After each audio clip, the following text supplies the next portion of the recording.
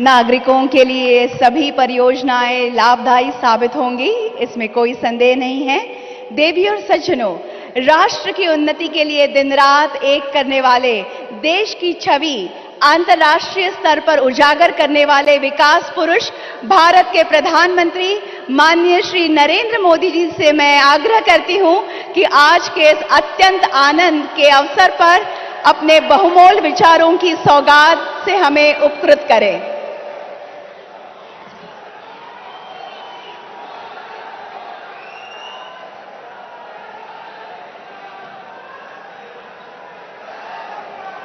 मंच पर विराजमान महाराष्ट्र के राज्यपाल श्रीमान भगत सिंह जी, यहां के लोकप्रिय मुख्यमंत्री एकनाथ शिंदे जी, इसी धरती के संतान और महाराष्ट्र के उज्जवल भविष्य के लिए प्रयत्नरत श्री देवेंद्र जी, नितिन जी, राव साहब दानवे, डॉक्टर भारतीताई और विशाल संख्या में पधारे हुए नागपुर के मेरे प्यारे भाइयों और बहनों,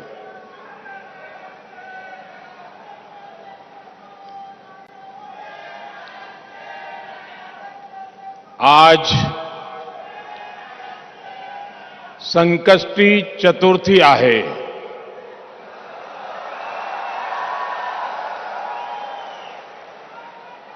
कोणतेही शुभकाम करताना आपण प्रथम गणेश पूजन करतो। आज नागपुरात आहोत तर टेकडीच्या गणपती बापाला माझे वंदन।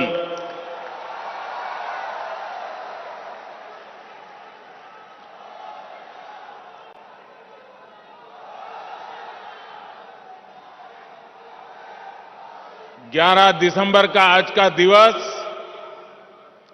संकष्टी चतुर्थी का पवित्र दिवस है। आज महाराष्ट्र के विकास के लिए 11 सितारों के महानक्षत्र का उदय हो रहा है। पहला सितारा हिंदू हृदय सम्राट बाळासाहेब ठाकरे महाराष्ट्र समृद्धि महामार्ग, जो अब नागपुर और शिरडी के लिए तैयार हो चुका है।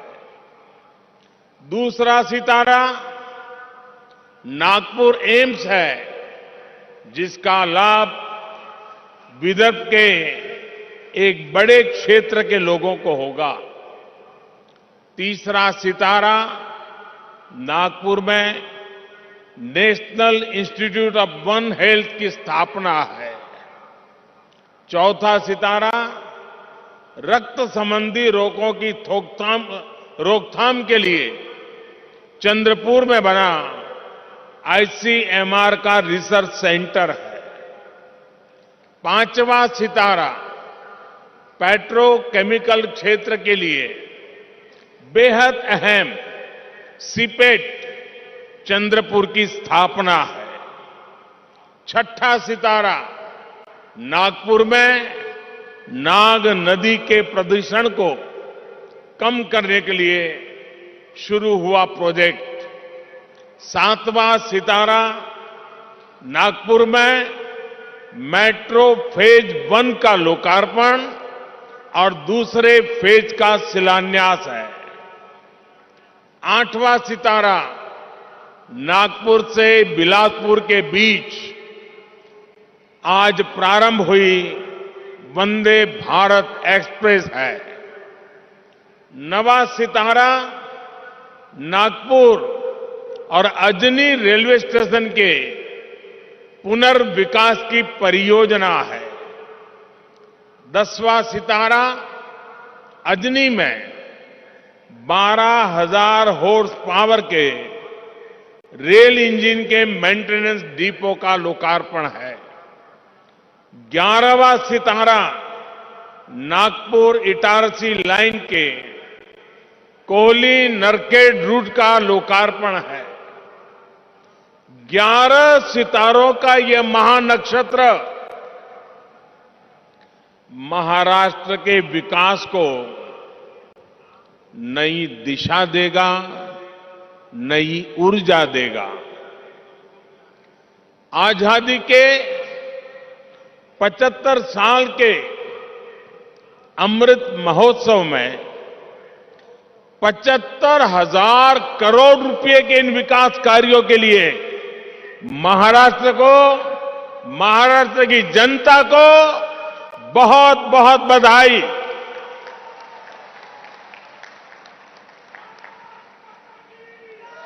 साथियों, आज का ये आयोजन इस बात का भी प्रमाण है कि डबल इंजन की सरकार महाराष्ट्र में कितनी तेज गति से काम कर रही है। समृद्धि महामार्ग से नागपुर और मुंबई के बीच दूरी तो कम होगी ही, ये महाराष्ट्र के 24 जिलों को आधुनिक कनेक्टिविटी से जोड़ रहा है। इससे खेती किसानी को, आस्था के विभिन्न स्थलों में आने जाने वाले श्रद्धालुओं को, उद्योगों को बहुत बड़ा लाभ होने वाला है। रोजगार के नए अवसर बनने वाले हैं। साथियों, आज के दिन की एक और विशेषता है। आज जिन योजनाओं का लोकार्पण हुआ है उनमें इंफ्रास्ट्रक्चर विकास का होलिस्टिक विजन दिखता है। एम्स एक अपने आप में अलग तरह का इंफ्रास्ट्रक्चर है और समृद्धि महामार्ग दूसरी तरह का इंफ्रास्ट्रक्चर है। इसी तरह वंदे भारत एक्सप्रेस और नागपुर मेट्रो दोनों ही एक अलग प्रकार का कैरेक्टर है उस इंफ्रास्ट्रक्चर का। लेकिन ये सब एक बुके में, एक गुलदस्ते में अलग अलग फूलों की तरह, जिससे निकलकर विकास की खुशबू जन जन तक पहुंचेगी। विकास के इस गुलदस्ते में बीते 8 वर्षों की मेहनत से तैयार विशाल बगीचे का प्रतिबिंब भी है। चाहे बात सामान्य मानवी के लिए हेल्थ केयर की हो या फिर वेल्थ क्रिएशन की हो, चाहे बात किसान को सशक्त करने की हो या जल संरक्षण की हो, आज पहली बार देश में ऐसी सरकार है जिसने इंफ्रास्ट्रक्चर को एक मानवीय स्वरूप दिया है।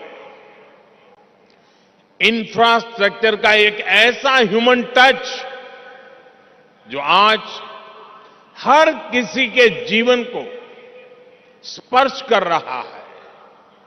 हर गरीब को 5 लाख रुपए तक का मुफ्त इलाज देने वाली आयुष्मान भारत योजना हमारे सोशल इंफ्रा का उदाहरण है। काशी, केदारनाथ, उज्जैन से लेकर पंढरपुर तक हमारे आस्था स्थलों का विकास हमारे कल्चरल इंफ्रा का उदाहरण है। 45 करोड़ से ज्यादा गरीबों को बैंकिंग सिस्टम से जोड़ने वाली जनधन योजना हमारे फाइनेंशियल इंफ्रास्ट्रक्चर का उदाहरण है। नागपुर एम्स जैसे आधुनिक अस्पताल खोलने का अभियान, हर जिले में मेडिकल कॉलेज खोलने का अभियान हमारे मेडिकल इंफ्रास्ट्रक्चर का उदाहरण है। और इन सब में जो बात कॉमन है वो है मानवीय संवेदनाओं का तत्व, ह्यूमन टच, संवेदनशीलता। इंफ्रास्ट्रक्चर को हम सिर्फ निर्जीव सड़कों और फ्लाईओवर तक नहीं समेट सकते, इसका विस्तार कहीं ज्यादा बड़ा है। और साथियों, जब इंफ्रास्ट्रक्चर के काम में संवेदना नहीं होती, उसका मानवीय स्वरूप नहीं होता, सिर्फ ईंट, पत्थर, सीमेंट, चूना, लोहा दिखता है,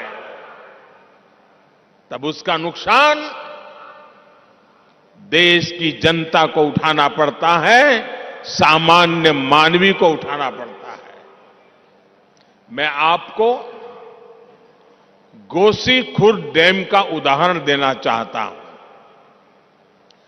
30-35 साल पहले इस डैम की नींव रखी गई थी और उस समय उसका अनुमानित खर्च 400 करोड़ रुपए के आसपास था। लेकिन बरसों तक संवेदनाहीन कार्यशैली के कारण बरसों तक वो डैम पूरा नहीं हो पाया। अब डैम का अनुमानित खर्च 400 करोड़ से बढ़कर के 18,000 करोड़ रुपए हो गया। 2017 में डबल इंजन की सरकार बनने के बाद इस डैम का काम तेज हुआ है, हर समस्या को सुलझाया गया है। मुझे संतोष है कि इस वर्ष ये डैम पूरा भर पाया है। आप कल्पना कर सकते हैं, इसके लिए 3 दशक से ज्यादा लगे, तब जाकर इसका लाभ गांव को, किसान को मिलने लगा। भाइयों और बहनों, आजादी के अमृत काल में देश विकसित भारत के विराट संकल्प के साथ आगे बढ़ रहा है। विकसित भारत के निर्माण का रास्ता है भारत की सामूहिक ताकत। विकसित भारत के निर्माण का मंत्र है राष्ट्र के विकास के लिए राज्य का विकास। बीते दशकों का हमारा ये अनुभव रहा है कि जब हम विकास को सीमित रखते हैं तो अवसर भी सीमित हो ही जाते हैं। जब शिक्षा कुछ ही लोगों, कुछ ही वर्गों तक सीमित थी, तो राष्ट्र का टैलेंट भी पूरी तरह निखर कर सामने नहीं आ पाया। जब बैंकों तक कुछ लोगों की पहुंच थी, तो व्यापार कारोबार भी सीमित ही रहा। जब बेहतर कनेक्टिविटी केवल कुछ शहरों तक सीमित थी, तो ग्रोथ भी उसी दायरे तक सीमित रही। यानी विकास का पूरा लाभ ना तो देश की बड़ी आबादी को मिल पा रहा था और ना ही भारत की असली ताकत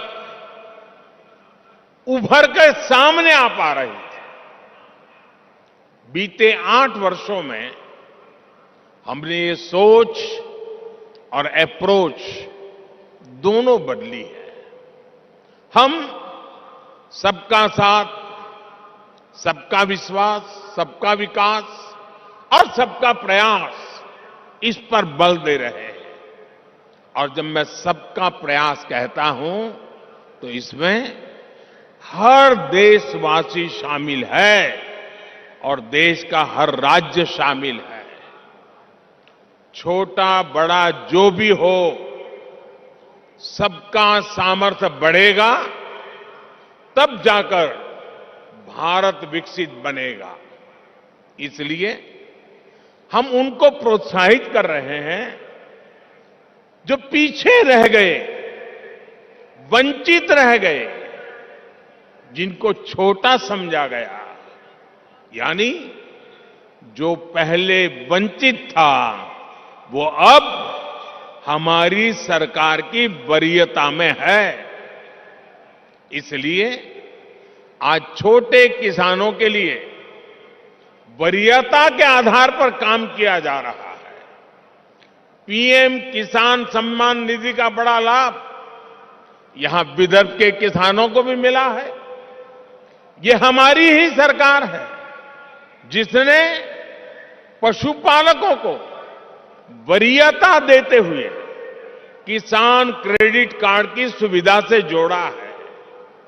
हमारे रेहड़ी पटरी ठेले वाले भाई बहन, स्ट्रीट वेंडर्स, उन भाई बहनों को भी पहले कोई पूछता नहीं था, वो भी वंचित थे।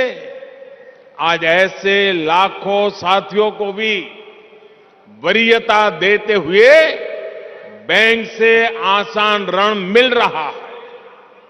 साथियों, वंचित को वरीयता, वंचित को वरीयता, इसका एक और उदाहरण हमारे आकांक्षी जिलों का भी है।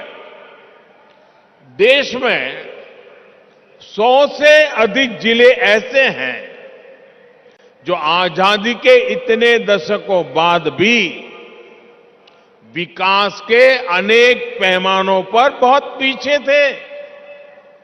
इनमें से ज्यादातर आदिवासी क्षेत्र थे, हिंसा से प्रभावित क्षेत्र थे। इनमें मराठवाड़ और विदर्भ के भी अनेक जिले शामिल हैं।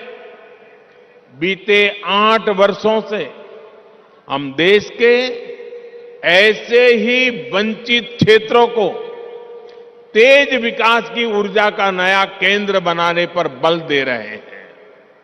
आज जिन प्रोजेक्ट्स का लोकार्पण और शिलान्यास हुआ है, वे भी इसी सोच और अप्रोच का प्रकट रूप है। साथियों, आज आपसे बात करते हुए मैं महाराष्ट्र के लोगों को, देश के लोगों को भारत की राजनीति में आ रही एक विकृति से सावधान भी करना चाहता हूं। ये विकृति है शॉर्टकट की राजनीति की। ये विकृति है राजनीतिक स्वार्थ के लिए देश का पैसा लुटा देने की। ये विकृति है करदाताओं की गाढ़ी कमाई को लुटा देने की। शॉर्टकट अपनाने वाले ये राजनीतिक दल, ये राजनीतिक नेता देश के हर करदाता के सबसे बड़े दुश्मन है, जिनका मकसद सिर्फ सत्ता में आना होता है, जिनका लक्ष्य झूठे वायदे करके सिर्फ सरकार हड़पना होता है, वो कभी देश नहीं बना सकते। आज एक ऐसे समय में जब भारत अगले 25 वर्षों के लक्ष्यों पर काम कर रहा है, तो कुछ राजनीतिक दल अपने निजी स्वार्थ में भारत की अर्थव्यवस्था को तबाह कर देना चाहते हैं। हम सबको याद होगा जब पहली औद्योगिक क्रांति आई, हिंदुस्तान उसका लाभ नहीं उठा पाया। दूसरी, तीसरी औद्योगिक क्रांति में भी हम पीछे रहे, लेकिन आज जब चौथी औद्योगिक क्रांति का समय है, तो भारत इसे गंवा नहीं सकता। मैं फिर कहूंगा, ऐसा अवसर किसी देश के पास बार बार नहीं आता। शॉर्टकट से कोई देश चल नहीं सकता।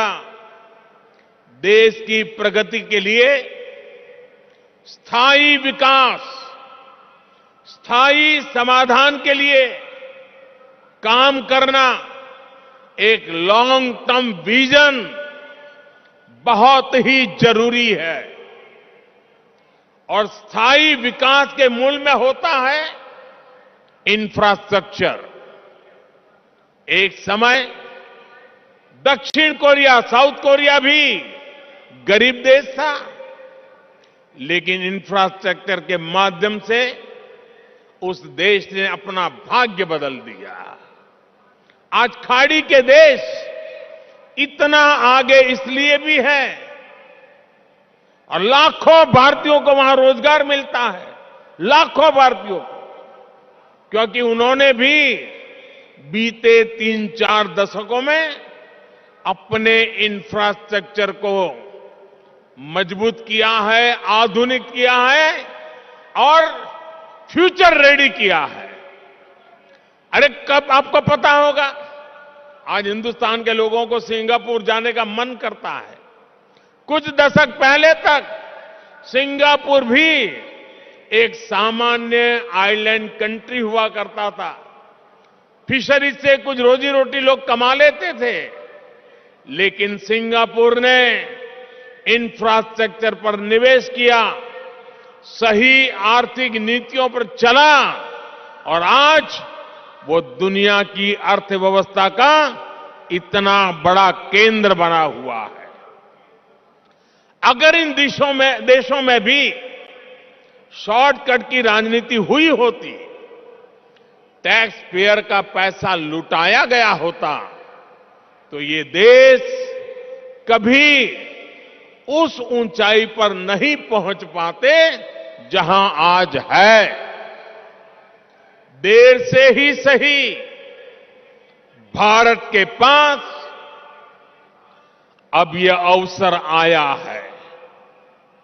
पहले की सरकारों के समय हमारे देश के ईमानदार करदाताओं ने जो पैसा दिया, वो या तो भ्रष्टाचार की भेंट चढ़ गया, या फिर वोट बैंक को मजबूत करने में खप गया। अब समय की मांग है कि सरकारी खजाने की पाई पाई का उपयोग देश की पूंजी, युवा पीढ़ी के उज्जवल भविष्य के लिए निर्माण पर खर्च होनी चाहिए। मैं आज भारत के हर युवा से आग्रह करूंगा, हर टैक्स पेयर से आग्रह करूंगा, ऐसे स्वार्थी राजनीतिक दलों को, ऐसे स्वार्थी राजनीतिक नेताओं को एक्सपोज करिए। आमदनी अठन्नी, खर्चा रुपया, ये वाली कुनीति लेकर के जो राजनीतिक दल चल रहे हैं, वे इस देश को भीतर से खोखला कर देंगे।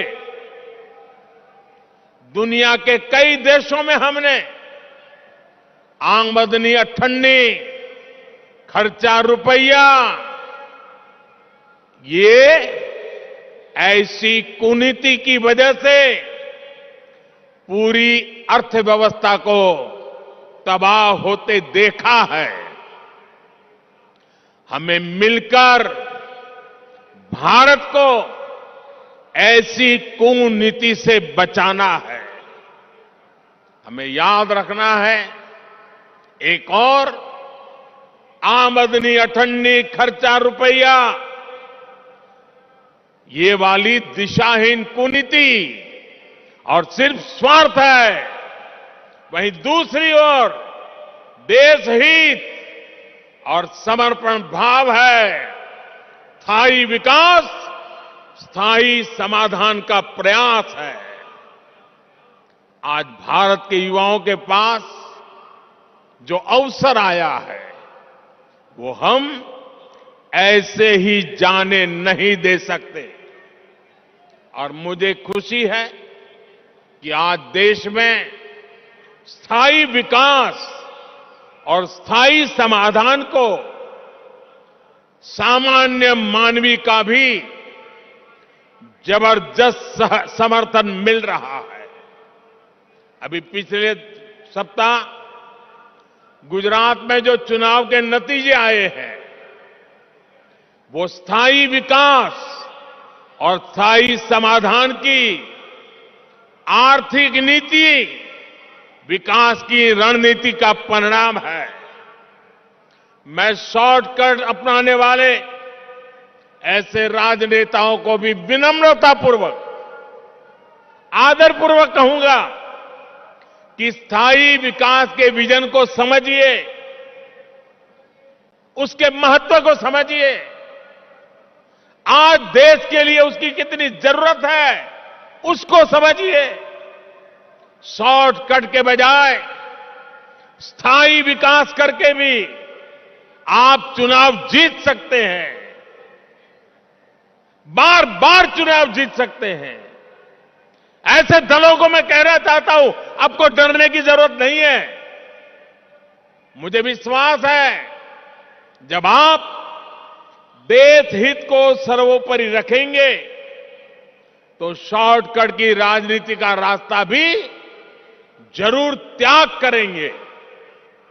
भाई और बहनों, एक बार फिर महाराष्ट्र के लोगों को, देश के लोगों को इन परियोजनाओं के लिए मैं बहुत बहुत बधाई देता हूं।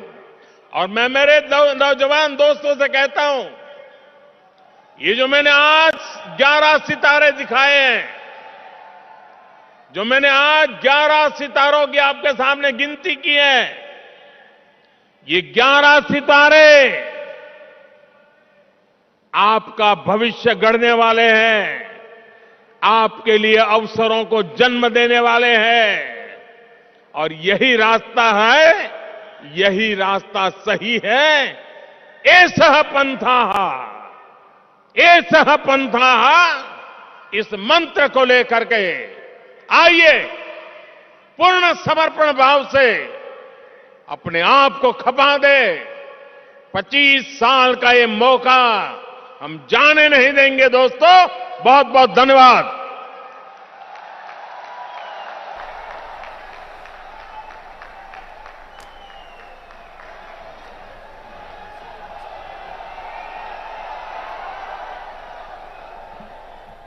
उपस्थित सभी